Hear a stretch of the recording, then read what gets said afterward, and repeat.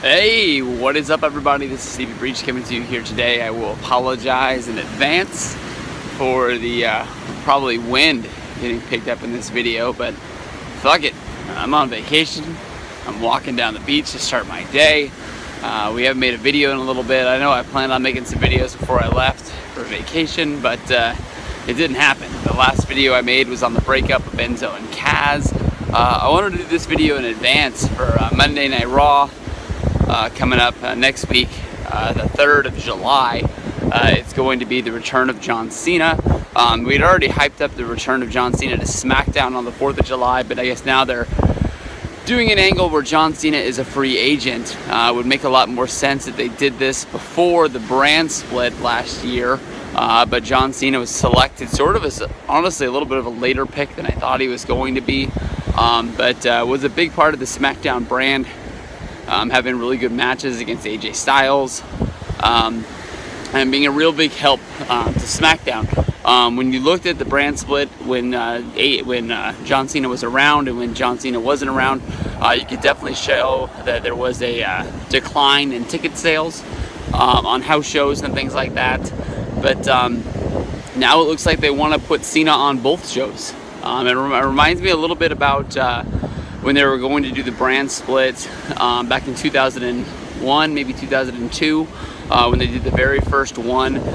They didn't really want to hurt anybody's ego, so the Rock could be selected as the #1 pick of the draft. They made it an angle where Stone Cold Steve Austin had it in his contract where that he would be declared a free agent and be able to get to go to whatever show he wanted to go to.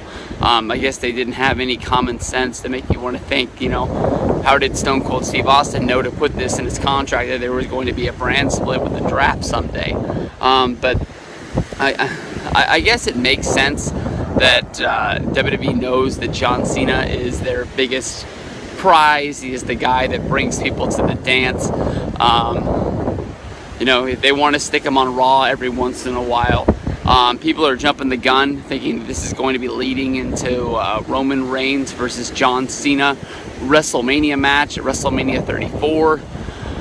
I can honestly tell you that if they can get Roman and Cena at WrestleMania, and Roman beats Cena and isn't over, that they just need to pack up WWE and quit, because in my mind, you can't have, you know, Roman Reigns defeat Triple H, The Undertaker, and John Cena 3 years in a row and not see that either he is not the Hulk Hogan of the company or that he is not the biggest heel that you should have been pushing for 3 years, that people just want to boo.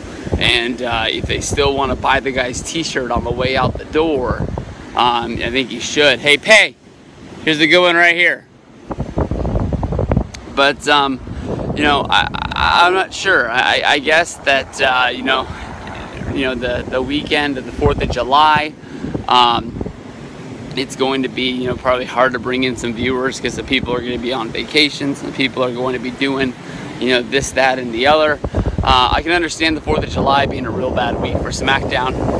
You know, it is what it is. It just happens to be on a Tuesday. People are going to be blowing stuff up. People are going to be, you know, cooking hot dogs. People are going to be, you know, lighting off their own fireworks or watching fireworks. SmackDown's not going to be the #1 priority of the week. So, you know, bring Cena out there. See what he can do. I think that honestly last year Cena took a break and I think he came back for the 4th of July as well, or some sort of a holiday show. I'm not really sure what they would do with it. Cena's probably not going to come on Raw and slap them in the face and say that he wants to go to SmackDown and that's where he's signing. So I don't see that happening. There has to be some sort of an interaction.